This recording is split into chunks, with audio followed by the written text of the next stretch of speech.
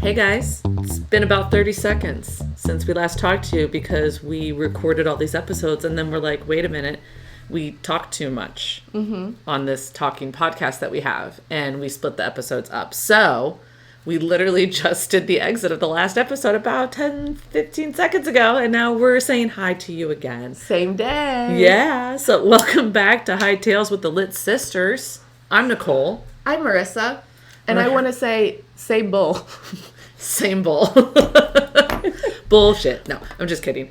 All right, so this half, the latter half of Novice. What's your favorite part about it, Nicole? Looking forward. I think I feel about this half of the book the way you did about Frost and Starlight. Ooh, those are harsh words. There's not a whole lot that happens. Just talk about more of Nesta's self-loathing and her training and throw in some stairs. Wash, rinse, repeat. Can I give you the same feedback you gave me? You're kind of a downer at the beginning of this episode. They're not going to keep watching. Well, all of you guys, good news is we've recorded all the podcasts and we split this up for a reason because there was too much funny shit. Actually, maybe we're just funny when we're complaining. I think that's half of it, but I also think in the last couple of episodes, or actually this whole book, just so that way I felt comfortable, we've kind of really leaned in on our enlightenment during it. And I think you have. You're like blocking out memories. You're like, oh my God, I have to talk about sex in front of one person that I've known my entire life. Literally known her my whole life. Well, we are also kind of putting it out there then. We are. To the whole 30 people who listen. I don't know if it's that much. Maybe 10. Who knows? Maybe just our mom. Ooh. No, I don't even think my mom watches. Mom definitely doesn't listen. No. If you're there, hi Mom. Prove us wrong. Pretty sure you're never going to bring this up. Okay. So how about this? We're going to get right into it, and you guys are going to enjoy yourselves.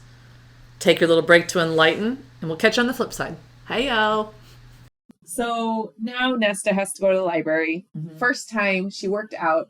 She is sore. Yes. She is walking funny. Yeah. But she's breathing. She's happy. So the endorphins worked. Yeah. She's feeling good. Yes. And so Gwen comes up and says, hey, do you have volume 7, blah, blah, blah, blah. Yeah. And Nesta's like, no. And she's like, the Great War. Yes.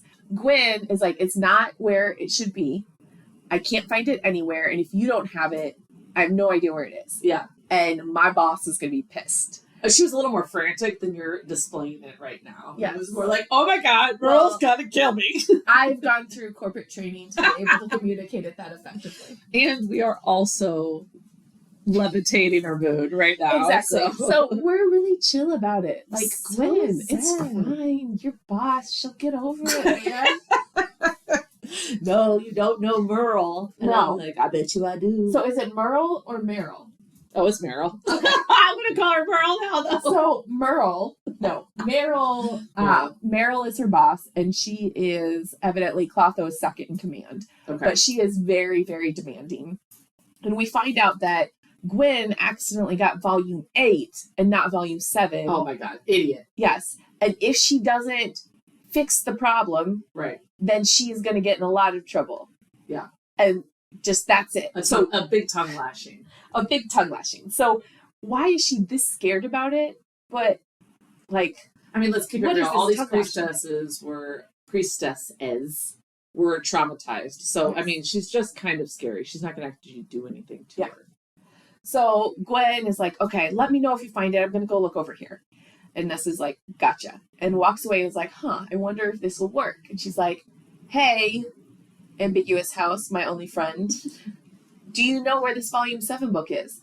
And it just plops down on her cart. Yeah. And she's like, okay, I got this. So she takes the book and she walks and she sees another priestess whose hood is over and is like, hey, where does Meryl where's her office? Merle. It's Merle, Marissa. Oh, where does Merle? I'm just kidding. Where Merle be at? And so they point her in that direction, obviously a little startled that somebody actually talked to them. And she goes and she knocks on the door and she's like, hey, I've got the books you ordered. And Meryl is just like, please, who are you? What are you doing here? I didn't order any books. The word please did not come out of Meryl's mouth. She was like, who the fuck are you? And what are you doing here? She was very irritated. Again, your corporate training. Yes, again. Sorry. My bad, y'all. I was interpreting what she should have said and what HR, if they were in the corner, would be telling her to say. It's hard to take those hats off, you know? Okay. So Meryl is disgusted and finally Feyre sees the book volume 8 that she needs to switch out. Mm-hmm. And she says, oh, you're not Rosin? And she's like, oh my gosh, Rosin sits on level 4. And Nesta in her head's like, okay, evidently there's some hierarchy based on where the higher your level is, yeah. But she distracts her enough that she turns around and is able to switch out the books. Right. And she's like, okay, yeah, my bad. See you later. And she's like, if you see Gwen, tell her, like, she needs to hurry up. She's been away too long. She's like, who's that? And so she just acts like a complete idiot. Yeah. Annoys Meryl. But she fixes the problem. So when you heard Gwen talking about Meryl, what did you picture? I pictured black, curly hair, round face, sharp nose. Older. Yeah. Yeah. Okay. Then when Nesta sees her, she's beautiful. Yes. And young. Yes. And gorgeous. Yes. And a bitch. It happens. A lot of those things go together. That was because that's exactly what I was picturing. I was like, oh, this hag, you don't want to mess with her. I was picturing Mother Gotham from... I was too. No, I was. That's exactly what I was actually picturing in my head. But like with a little bit of the gray. Yes. Maybe not fully gray, but yeah. Yeah. But no, she was beautiful. Gorgeous. Yes. Yeah. I love how Sarah J. Maas always, like, whenever you're introduced, is like, this is the most beautiful person. But everybody can't be the most beautiful person. But everyone can if you're Fae. Well, then you're one of many beautiful people. Yeah. Okay. But we also find out what Meryl is researching. We do.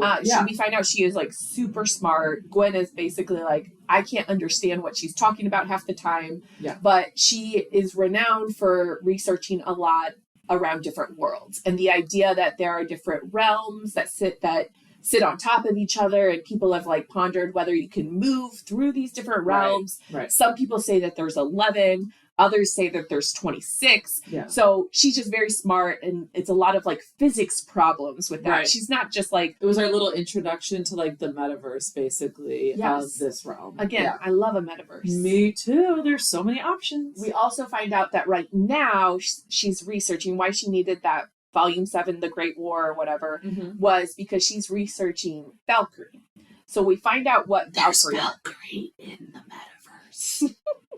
Just saying. Yes. And so we find out that they used to live like hundreds of years ago in a different territory. Mm-hmm. They were actually better fighters than the Illyrian. Oh, yeah. Yeah. They were known for being a recruited group of females, only females. And so it wasn't a race like the Illyrians. Right. It was, they were recruited across all phase, all classes as the elite. Right. And they were either novice, blade, or Valkyrie. Mm-hmm. And we found out 500 years ago with the human war, all of them died. Yeah. The smattering that did survive actually rapidly grew older and died. So they let themselves die. And the legend says that it's out of guilt that they did not fall with their sisters. They were the ones who survived. Yeah. So they have been extinct for like 500 years. Yeah. I mean, that's... Listen.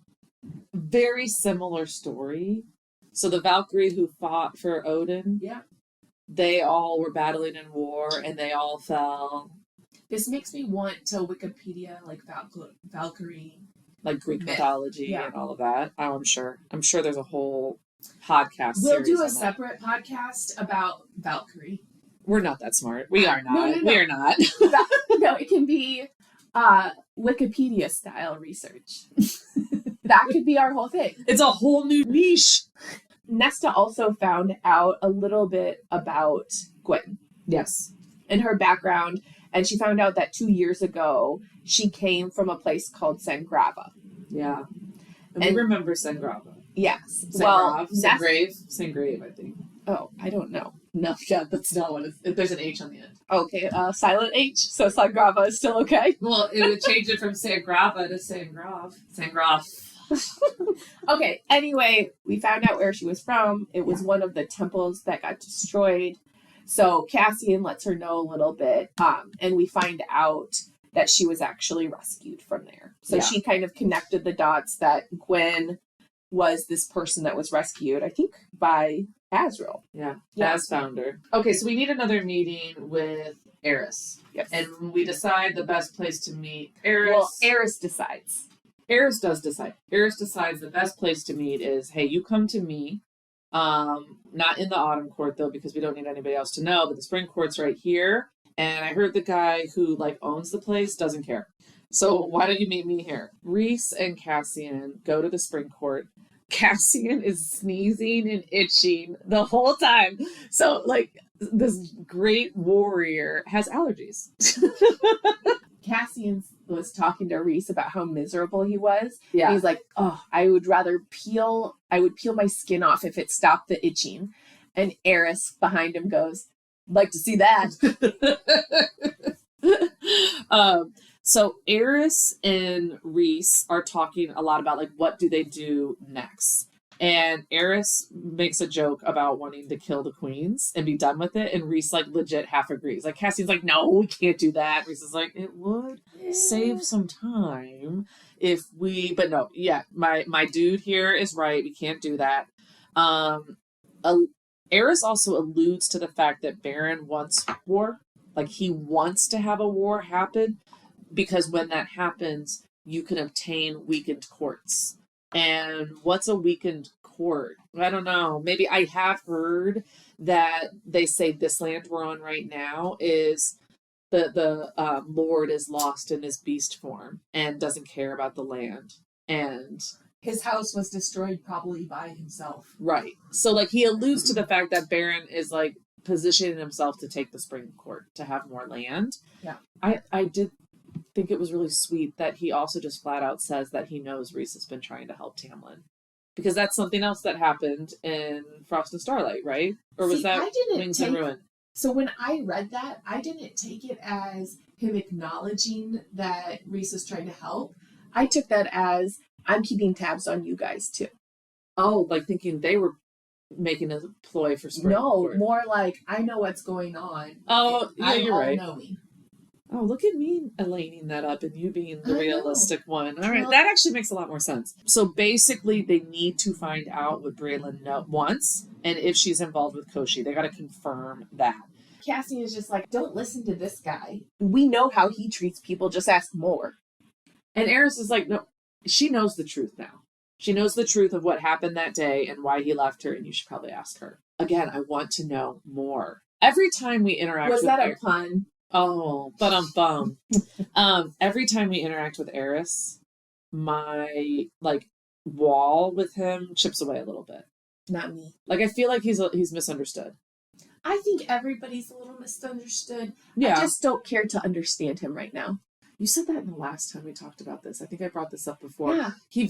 To me, this is probably how Rhys was before, for centuries. But, to me, Lucian's my bro. If Lucian doesn't like him... But he told us he didn't try, and so it was the other brothers. Still, if he can't fix shit with Lucian, I'm not... You guys should see how, like, she is posturing right now for Lucian. She's like, you know what? That's fine. That's all fine and good, Nicole, if you want to forgive him. But until he makes it right with Lucian, I just can't. I shan't. But I respect it. Actually, I respect it. Yes. Fix it with your brother. And then I'll trust you more. I try and call myself a Lucian stan, and I can't even. If Lucian can't trust you, neither can I. That's a good... I mean, we should put that on a shirt. We should put it on a shirt. Okay. So there's a just greater sense of urgency because Eris is getting a little antsy. Right. He's like, this is going to happen any second now. You need to kill the queens before my dad makes this deal. Yes. Yeah. So that's where we're at. Yeah. Pan back to the house. Nesta tries the stairs again. She does try the stairs again. And she goes to 150, which actually isn't that much farther than last time. That's 10 to 15 flights. She is extremely sore from training, though. So I will give her that she even was able to do that with everything she was put through. Because she actually started participating. Yes. And then the house gives her dinner, but the house also gives her a smutty book. So cute. So she actually said to the house, I didn't know you had dirty taste. And the book drew a romantic bath, like, in response. Yes. And then she said, I think you're my only friend. Which agreed, she is, which is sad. Yeah. But then the friend gave her, like, a cake and it plopped down. I love right it. on it. I love it. What a great friend. Yes. I want a house as a friend. Oh God, I love a house like that. Just a friend. It's not a house. I want a friend, a house, like a friend like that. Well, this friend, like, cleans up after you and turns on your fire and draws you a bath. That's called a maid. It's called the hell. You want an Alice that doesn't talk, is what you just said. Yeah. Yeah. Yeah, because I don't really like people. So I would much rather that person in my life be a house. I wouldn't want to walk around thinking that my house can see me. I think you are out of sight, out of mind. I wouldn't even remember. I would be aware all the time. I know you would. You would, but you could just tell the house when I do this. You can't be in that room. If I go, Olette! Arriba, you must leave.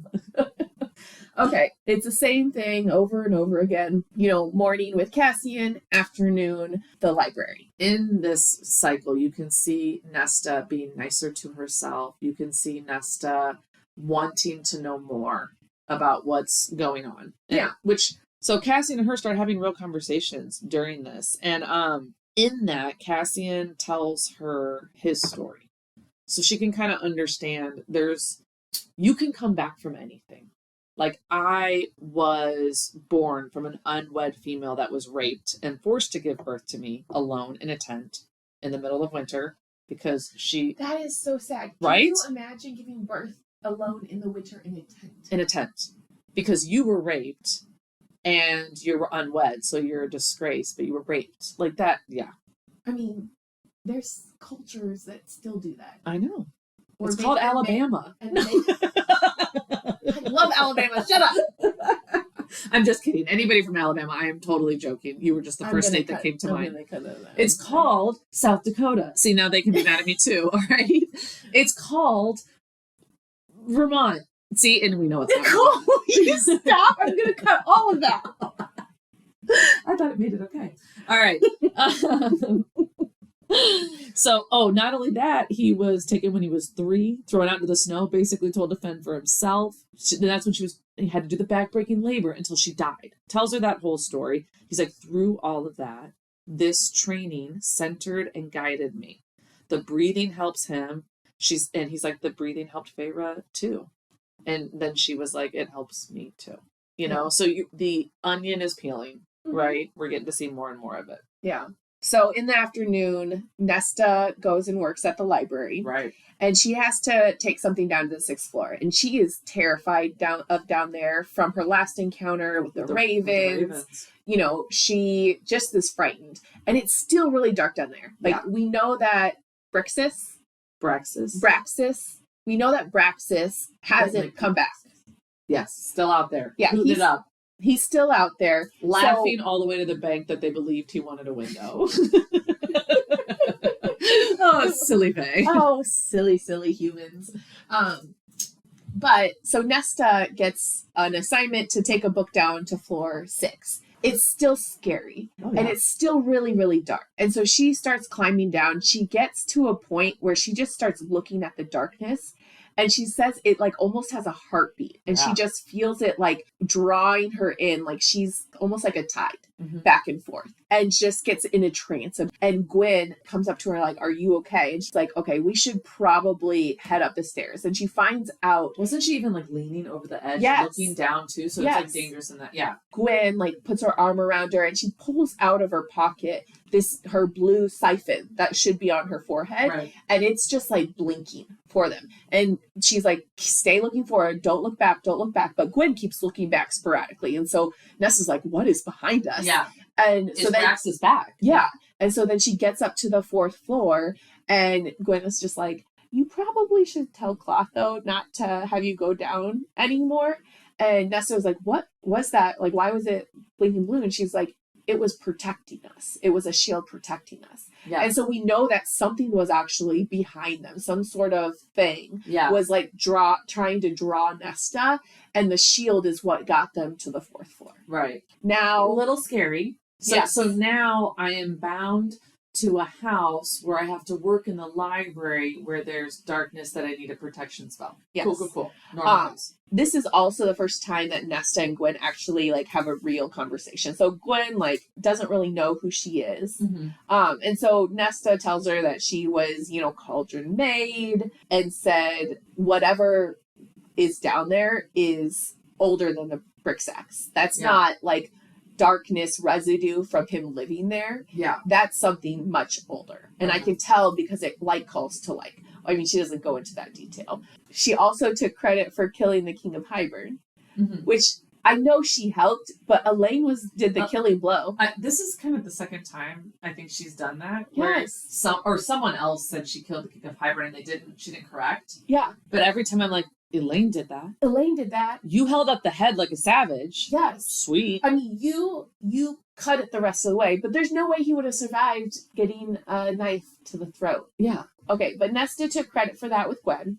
Nesta also tells Gwen that she trains to, quote unquote, curb her behavior. Yeah. She doesn't really go into what type of behavior that is, but Gwen is just like, okay. She's a sex addict. And then Nesta actually asked Gwen, why don't you wear your like siphon on top of your head like everyone else? Yeah. And she said, it's because I don't deserve to. That made me sad. Yeah. And then she goes back home and the house gives her a bunch of smutty books and quote unquote argues with her to eat with Cassian. Yes. And says, and Nesta like walks out of her room and is like, you're just as much of a busybody as the rest of them. Their first fight as friends. Yes. Okay, so at dinner, Nesta tells Cassian about the darkness, and she actually says it in a funny way where he's like, how was your day today? And she says, well, nothing tried to consume in the last me couple in the darkness. Hours. Yeah. And he's like, wait, tell me everything. Yeah. So she tells him about the darkness. Cassian tells Nesta about the monsters he put in prison because she's like, I believe you. Yeah. Like, I've seen darkness like that. And we find out a little bit about this Loraxus. I think it's Lorax, which we find out the bog is actually a spawn of. Yeah. So the bog is just like remnants of how creepy this big thing is. We find out that's one of his huge scars on him. Yeah. The noticeable one, right? Yeah. Yeah. And so that guy is like a death god, right? Mm-hmm.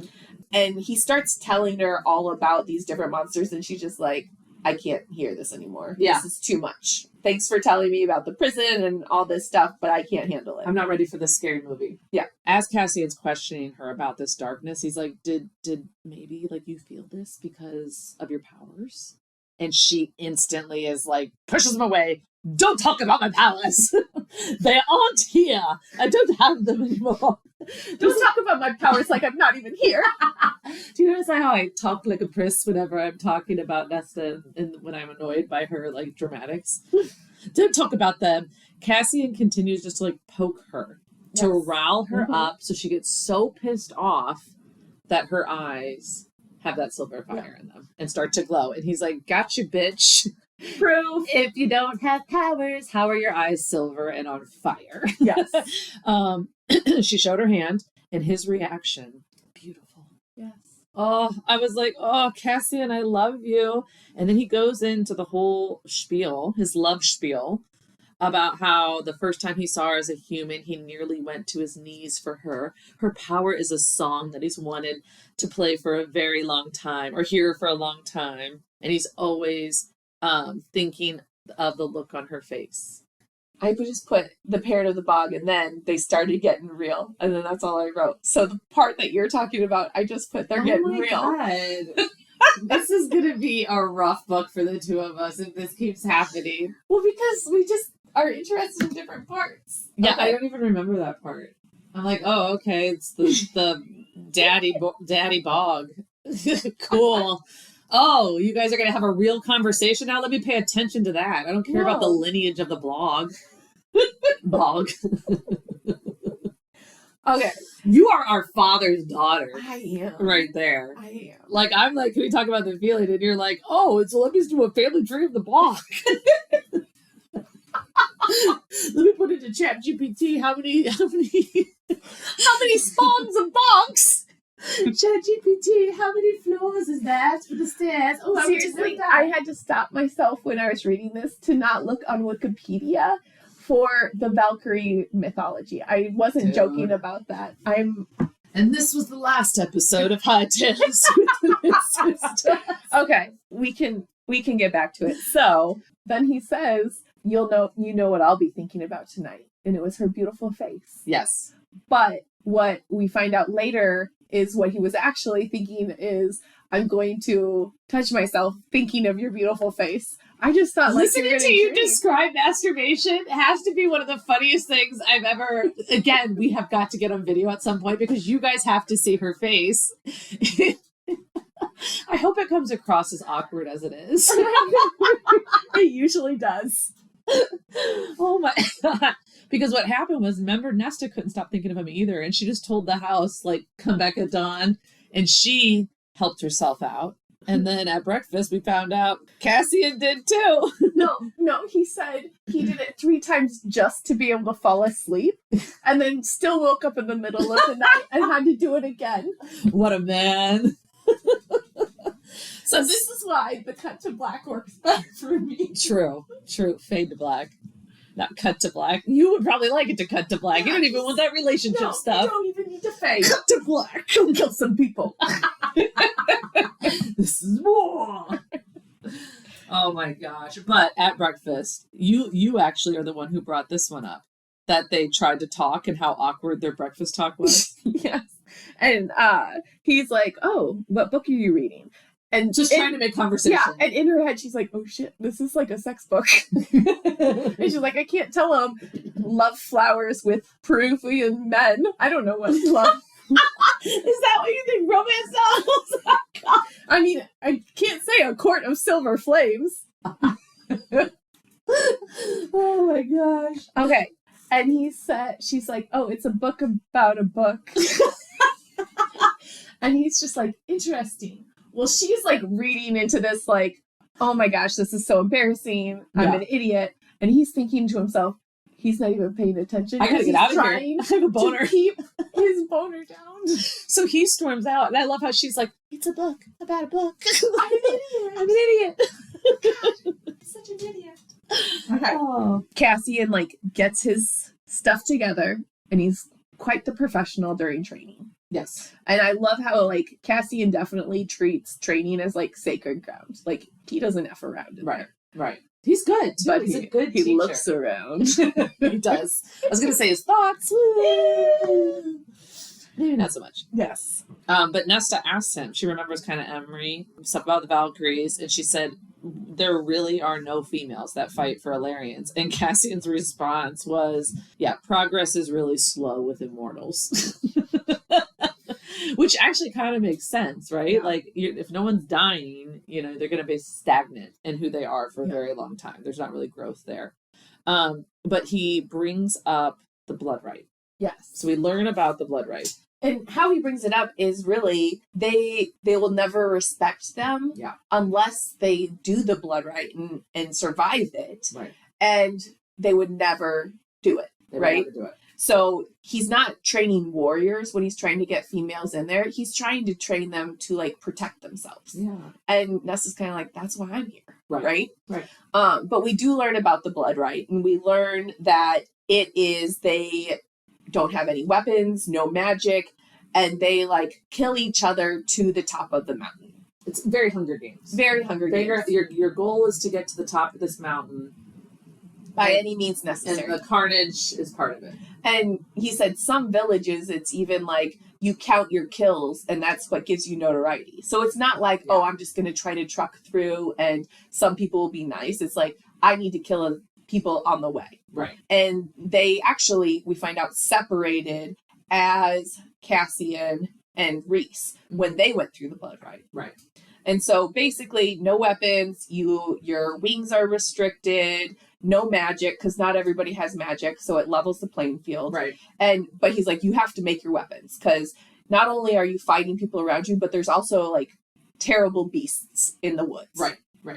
And he said most people actually don't get the chance to even climb up to the mountain, like climb the mountain, because they don't save enough energy for the actual trek up the mountain. Right. And so there's 3 stages of Illyrian warriors. And if you don't finish the blood rite, it's because you died, right? But if you survived it, but didn't make it to the mountain, you were considered Octasian. And if you make it to the mountain, but don't reach the top, it was Oristian. And only 12 in 500 years have reached that level.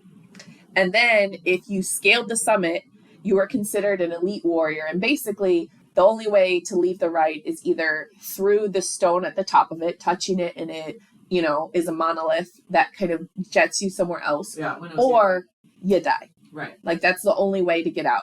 And only 6 total people have ever been here. 3 of them are... As Cassian and Reese. They all touched it together. Yes. In that story. The 3 others, the story he said they lost, what did he say, 2 of them? Yeah. In the last war with Hybern. Yeah. And they were great warriors. I felt bad for him there. Yes. This is also, the blood rite happens at a specific time. We find out too every year when the stars are in the right place, right over the mountain. And it's the 3 stars above the mountain, which is the night sigil. Right. And the Illyrians can only winnow on that night because they winnow all the guys in for the blood rite. Kind of want a whole book on Reese, Cassian, and Az's blood rite. Yeah. Right? It would be really more interesting than Frost and Sterling. First it was Tamlin you couldn't get over. Okay. And now it's the horror sorry. Christmas special. I'm acting like a Nesta here and not dropping it. Elaine would like it. Yes. This is also where they're like, so we're making progress with females. We move slow. Yeah. In the past, Devlin would have just killed a woman who touched a weapon, and now he just buries it and decontaminates it, so those witches don't do anything to it. Progress is progress. Progress. It gives Nesta an idea, though. Yeah.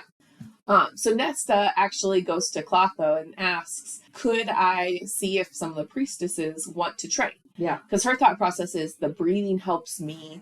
The breathing has helped a lot of people, and people can defend themselves. Right. And that's Cassian's main goal with the women, Illyrians. So it made her go, if we all feel better because we can protect ourselves, we can heal. Yeah. From this trauma. Well, and when she was talking to Gwen, she found out some of these priestesses have been in this building with no light or windows for like hundreds of years. Yeah.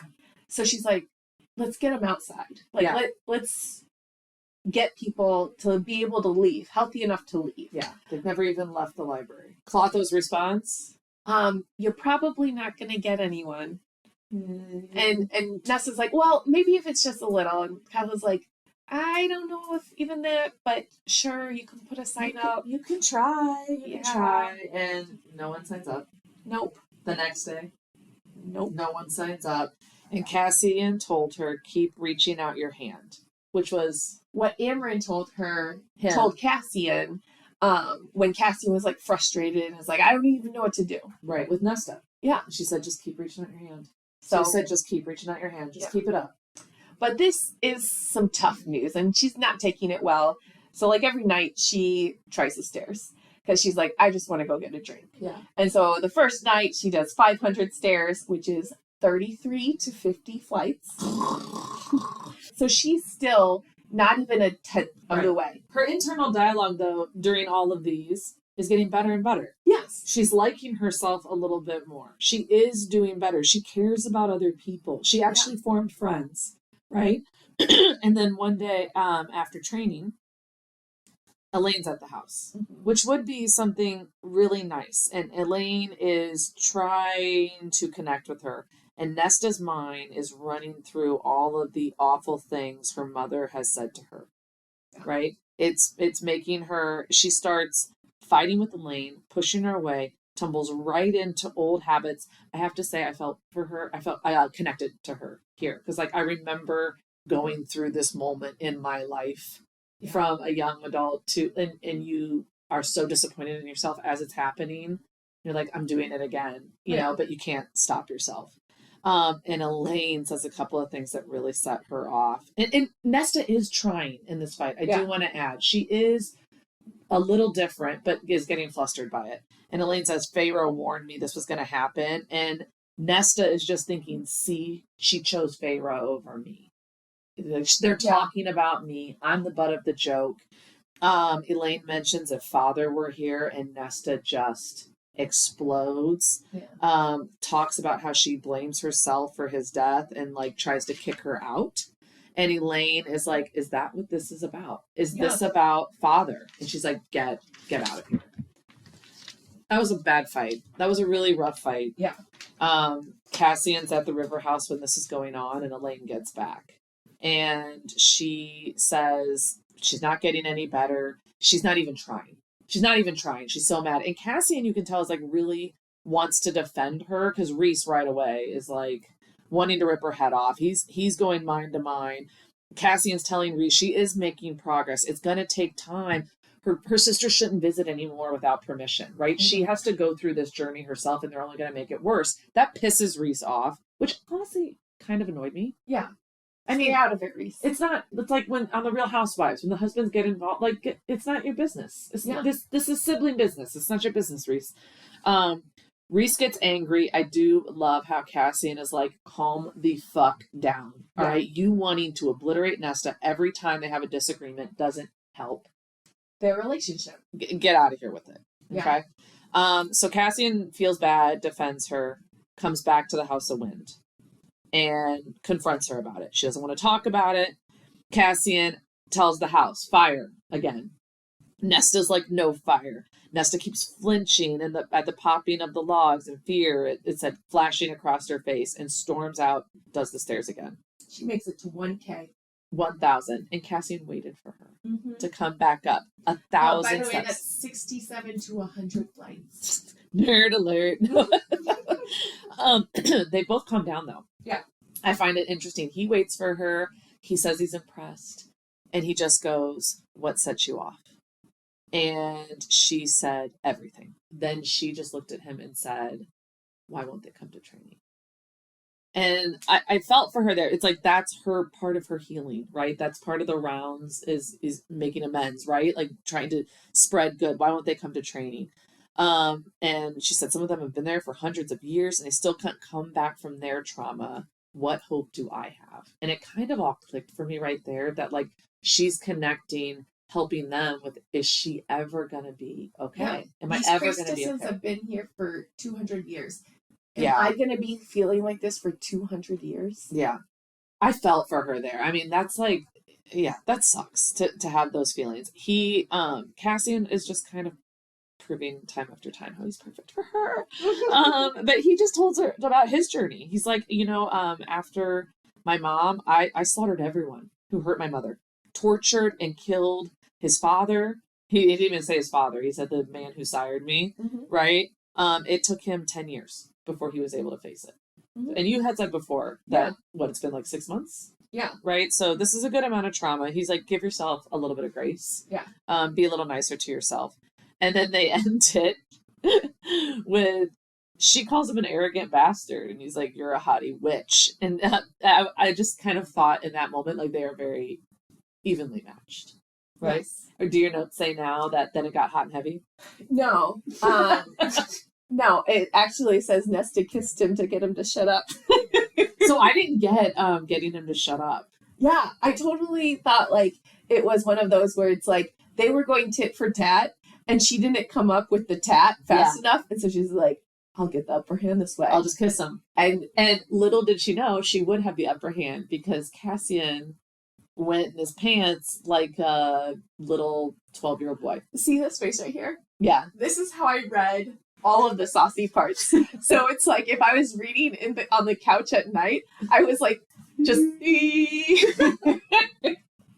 I'll have to tell your husband that. Yes. But Nesta's comment when she walked away. Someone's quick off the mark. I thought that was good. That is. And so she actually did win. She did. Cassian thought he won. No. And again, I just saw like Chris Farley like, idiot. He's so stupid. So she walks away. Cassian feels like an idiot. Yeah. And the next morning, they find out they instantly have to go down to the river house. Yeah, No, no it's training. not training right now. And so Cassian has to like carry Nesta, and they haven't like made eye contact or talked or anything since that happened. That's so awkward. And so he's just like carrying her, and they're just acting like everything's normal. But we find out that Az has found out a lot of information. Yes. And Az is back. He's ready to report out. Yes. And he confirmed that the queens fled. Mm-hmm. And that Baron had pledged his forces to her, like So- at Erisa. Eris isn't full of shit. Yes. He's telling the truth. Yes. We also find out that there's other armies that she's gathered, and that she really probably wants to get the cauldron to regain her youth. Yeah. She doesn't have enough strength to find the cauldron. Right. Amren's like, there's no way she's going to be able to find it. Only us, Dracon, and Miriam know where it is. Right. And then Az is like, well, that would be the case, except she's working with Koshi. Yeah. And Koshi is older and more powerful than Amren ever was. And he pointed her to this thing called the Dread Trove. Yes. To free himself. He wants to free himself. Amren starts talking about how when the world was old and magic ran wild, before there were High Lords or Perinthian or anything, different items would be imbued with magic, and it would almost be that the items were living and breathing and had sentiment. Because everybody's like, why didn't we think of the Dread Trove before, like with the book? And she was like, the book was easier to get to find the cauldron. Right. But the Dread Trove, we forgot about it. And so it must be like they didn't want to be found. Right. It's almost powered for you to forget about it. Yeah. And now that it's mentioned, that's why Amren remembers. Yeah. She didn't even remember it. Yeah. So we find out that there were a lot of them, but many of them have been lost and everything. The last we've heard, People claim there's 4 items in the Dread Trove, but legend only speaks of 3. so Amren describes the 3 that they currently know of. Right. One is the mask, and the mask can raise the dead. Pretty cool. Yes. The harp is the second one, and that can open any door. So like a physical door, but like also doors to other dimensions. Or otherwise. Yes. Pretty cool. Those realms that Meryl was researching, Mm-hmm. this is how you can move. Yeah. Possibly through them, I would think. And then the last is the crown, and it can influence anyone, but you have to be like close. So you'd have to be like within steps of somebody Yeah. in order for the power to work. Also pretty cool. But we find out that the power can't be used against those that are made by the cauldron. Also very cool about being made by the cauldron, that you Yeah. can't be affected by the things made by the cauldron. Yes. Braylon should be able to track these things because she is also made by the cauldron. Made ugly and old, but she is made by the cauldron, and like calls to like. And since Nesta and Elaine are also made by the cauldron and are immune, they should also be able to track. So Elaine volunteers right away. I volunteer as tribute. Nesta's like, the fuck you do. The fuck you do. No. And they haven't talked since their argument before, so keep that in mind. And they argue about it. I think Elaine finally kind of stands up for herself a lot here, where she's like, I went into the cauldron too, and it captured me. And yet somehow all you think about of my trauma is what it did to you. Like, it's not all about you, Nesta. And Nesta, what did Nesta say back? Nesta said, look who grew claws. Maybe you will become interesting at last. Right. And you know Nesta was actually pretty impressed that Elaine stuck up for herself and knows it's true. She's right, but she has to. Well, and she to say that. instantly saw Elaine's face, and in her internal dialogue was saying, oh, it landed, and then instantly felt terrible about it. So, when I said this is a canon event for oldest, Yeah. this right here, like, I physically remember doing those things and knowing that I didn't want to, and you're like, oh, why are you such a bitch? Like, why do you do that? And it still takes time before then you rectify it and like apologize for it right away and then move forward and then you stop doing it. Like, there's stages, to all of this. I call it but spitting hate. It's spitting hate. Just for the sake of spitting hate. Yeah. It is. And it's a deflection mechanism. Yeah. Nesta also then turns to Feyre and is like, why can't you do it? Which is instantly like, I care about Elaine more than you. Yeah. why can't you do it? Why don't you do it? And Feyre's like, well, I can't. She looks at Reese lovingly in the eye. These are the things that annoyed you in this book. Not They quite smirk at each other, and then she looks towards everyone and says, I'm pregnant. Oh! I love Cassian reacts in a very Cassian way, immediately tackles Reese. He's like so excited. Az comes over and gives Feyre a little kiss on the head. And Nesta is just like, congratulations. I'll search for the Dread Trove. Like, fine. I guess you have a legitimate excuse then. But then after that, you know, they're all happy for her. She comes over to Nesta, who's kind of went over in a corner by herself, and tells her it's a boy. And she makes sure to tell her, I told you before I told Elaine. Yeah. And she's like, why? And she's like, well, she caught me puking, so she found out I was pregnant first, and I wanted you to know the sex first. Mm-hmm. She's like, I didn't know we were keeping score. And again, another instance of, you see Feyre just like, I'm just trying to connect with you. Yeah. And Nesta knows she's being a bitch right now and can't like stop herself from being a bitch. This also explains the shields. It does. So we find out, like, I mean, Cassian right away was like, oh, that's why the shields are up, you sneaky bastard. But when Cassian went to give her a hug, Reese like kept the shield on, but he like lightened it, and then the whole room filled not only with Feyre's scent, but a scent of a little bud. I know. A little baby. So she knows it's a boy. They're just very excited to just have the baby and have their family. Yeah. It's to you now that you Stevens that you requested to do. I didn't request. I heard you say, I'm talking about when Cassian comes in and goes down on Nesta. I did. Quaff she walked into this room and was like, Nicole, if you think you're going to talk about when Cassian came in and went down on Nesta. That's all I'm going to say now. You took my line. Okay. So Cassian was sitting at dinner with Az. And Az is talking to him. And Cassian's just like, I'm a little B word because I did that and she didn't get anything. Did what, Marissa? What did he do? Why are you making me uncomfortable? You demanded that you wouldn't. I did not demand this. Okay. So Cassian's like, I've got to get even or it's going to drive me crazy. Yes. And so he says, hey, chaperone, turn a blind eye. Come back and done. Which is just awkward. Like, just like sneak away and just say. But like, isn't this where she talks about how he knew Az could already smell his erection? Yeah. That's so weird. Why do they smell so much? I don't want to smell other people's arousal. Like, so Cassian is on the door frame and is like, hey, Ness. We talk about something. And basically, quit looking at me. Quit looking at me, Swan. And basically what, Marissa? What happened next? So he goes and they negotiate for him to be able to pleasure her. And it's just sex. That's what he said. Just sex. Which is what Feyre... She said she just wanted to play or something, right? But Nesta was much more bold about it. She did. She was very direct. You mean she actually said the words? Like, you can't? Well, I will also say, for every single step that he encountered that night, he very much paused for consent, which I appreciate her writing that in. That's true. Yes. I did not pick up on that. I did. I like it. I did not. I was just like, oh yeah, here we go. He looked at her sex. Move it on. Okay. And so... my notes say, Cassian rocks her world. And then he stood up and said, now we're even. And he walked out. Yeah. And she's like, well, Does he not like me?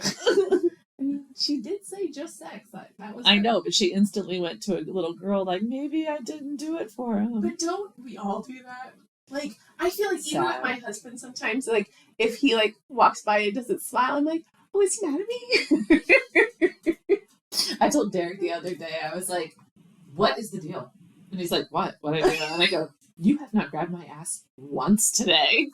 What am I, ugly? And he said, yes. So you look the same you do every day. Wait a minute. You're so funny. Okay, so training the next day. Not training. Library. Let me do training real quick. Is it a good one? It's just the hand-to-hand with Az and Cass. Yeah. Okay, well, she was picturing threesomes with Az and Cass, but okay. Why do you want to keep talking about the sex part? I didn't type any of that shit in my notes because I knew I was doing this podcast with you. And apparently you typed all of it into your notes because you knew you were doing this podcast with me. And we're so respecting each other that, like, I veered away from it so you didn't have to get all red. And you're like, Nicole didn't want to talk about this. So I need to know what I can say. It literally was like, I can't just skim this. Hey, or we just go, hey guys, they've had a lot of dirty thoughts again. Moving on. They nasty. Okay, read the book if you want to know. They nasty. Literally at the beginning of this podcast, you made fun of me for always cutting off that with that. So you're determined to prove me wrong. I'm trying to. You're kind of like Cassian being a courtier. You kind of suck at it. This is me taking the feedback. Okay. I swung too far in the direction. But this book is going to get worse, and I don't know where to swing now. I'm so nervous. We're going to type that offline, and we're going to talk about it before the next episode. Okay, but sorry. guys, everybody, they talk nasty. They nasty. Read the book. If you like nasty shit, it's great. Okay? Yes, awesome. Library. Okay, so Clotho calls Cassian down, and Cassian's like, oh boy, haven't seen her in a while. I'm in trouble. Clotho tells him with her writing, please talk to Nesta. She will not stop training in our library. Cassian said, is it distracting people? And she's like, no. And Cassian's like, oh, okay. Is it like making her not, like her performance go down? And she's like, no, I just told her to stop. Clotho is like this part's Alice. Yeah. Yeah. And so Cassian's like, fair, I'll go tell her. Yeah. And so he goes and he's like walking up and he's like following her steps and her breath to like sneak up a little bit. And he finds her actually training. Yeah. And she's doing her punches. And he just like, you dropped your elbow. He's like, you keep dropping that elbow. And she's like, no, I'm not. And he's like, yes. And he's like, you really need to stop training in here, by the way. She's like, okay, show me how I'm dropping my elbow. And he's like, okay, fine. And so he like sets her up and he like shows her, she punches. He's like, you did it again, do this. And like, just very much how he trains Cassian style. Yeah, giving her tips. And so she like does the punch. She does it perfectly. He's like, great. Now give me 5, 1, 2, like whatever their sequencing is. And he just like trains her out a little bit to like check the punch. Yeah. And she's like, okay, thank you. And he's like, okay, but you need to stop. And she's like, I will. And well, he turns around and what does he notice? Everybody's watching. All the priestesses are along the railing, like watching. And that's when he says, Clotho says, you know, or she just goes, tell Clotho I won't need to practice anymore. I thought that was so cute. He was like, good one, Archeron. She baited him into showing how good he is at what he does and how professional it is. To where it gathered. There is touching, but always consensual. And like, always like respect. Yeah, he put his like, you know, general hat on and he's good at what he does. And they all watched. And she knew it was going to happen. They just had to see it. Yes. And then she goes to leave that day. And she just starts walking. She doesn't think anything of it. And Clotho actually is like, but doesn't really do that because she doesn't talk. I don't know what she actually does to get her attention. I think she did go. Okay, so she goes, and pretty sure she didn't do that, but we're gonna pretend like she gets Nesta's attention. Yeah, and Nesta turns she around. Threw a book at her head. Do you like how I look at the microphone like I'm looking at people? You guys can't see it, but I'm like, she threw the book. All right, go ahead. Sorry, we said we were getting really lit this one. we did. Clotho points over, and Nesta sees the pillar. And Gwen's name is written bold. I know. And that's where Novice ends. Yep. Tell me this really good answer you have about what's your favorite character? The house. Oh, that is a really good one. I love the house. The house is very cool. The house is like the strong friend that's always there, but also calls you on your bullshit in a loving way. Like, I'm still going to be here. but you know you're full of shit and you are hungry. And so I'm going to pout and then I'm going to give this back to you, but I'm going to be nice and also bring you cake because I love you. I love you. But you being a bitch and you need to stop. You know? I love the house. That's a good one. Yeah. And the house is exactly what Nesta needs. Yes. Not a real person No. in her face.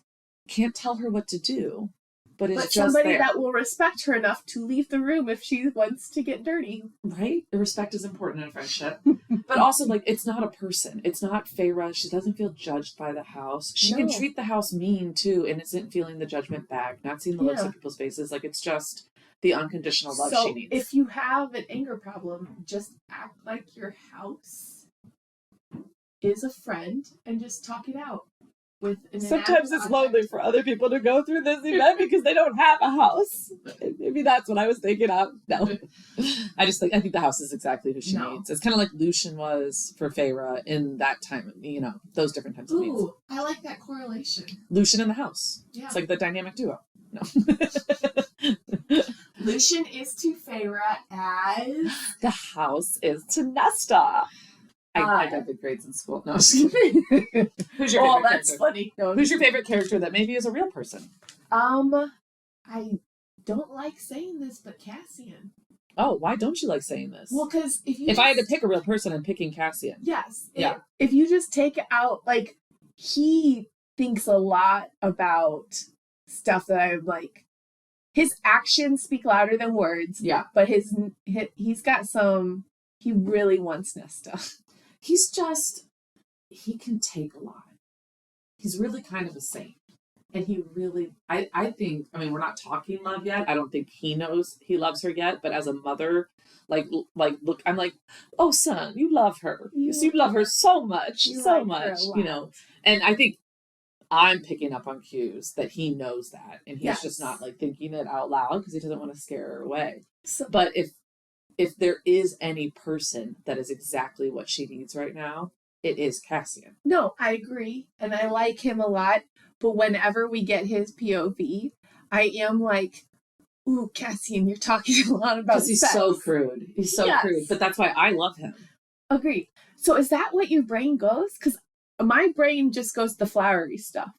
No. Oh, am I nasty? No, in my brain? No. Are you nasty? No. Cussing and stuff. Yeah. You think like that real in your brain? Like that's your internal cuss words in my brain? No, like that real. I think so. I don't think that real in my Okay, I'm gonna cut all of that out. That makes me sound like an airhead. No. Well, some people have an internal voice. Do you have a voice in your head always talking, like narrating what's going on a little bit? No. My internal dialogue is my internal dialogue, but like I feel guilty if my internal dialogue is mean. That must be exhausting. It really is. Holy shit. All my internal dialogue is mean. No, I'm just kidding. You know how I became a better person? Yeah. Right? And it's a journey. All those things are still a part of me. I just know, don't say them out loud. I think this is another thing where I swung too far in the other direction. I felt really bad when I think mean things. I really do. I think at least you didn't say that, bitch. Like, good for you. You pat yourself on the back. Go get a cookie. I deserve one. I don't think I get enough credit for the amount of mean things I don't say out loud. I don't think I get enough credit for how guilty I feel about thinking bad things. You're like saint status at this point. I don't know how you cannot think bad things. You beat yourself up a lot. No, I'm just kidding. You need to borrow. This is another instance where you need to borrow a little of my narcissism because there are many times that I'm like, you are such a good person that you didn't tell them that to their face. You are. Or talk about it behind their back. That's a double star. Ooh, that is. Double star. Okay. So next time we will be reading the next section, which is called Blade, right? Blade. Yeah. Please follow High Tales Lit Sisters on Instagram, YouTube, and subscribe wherever you listen to podcasts. Thank you for talking High Tales with your favorite Lit Sisters. Thank you. Bye. Bye.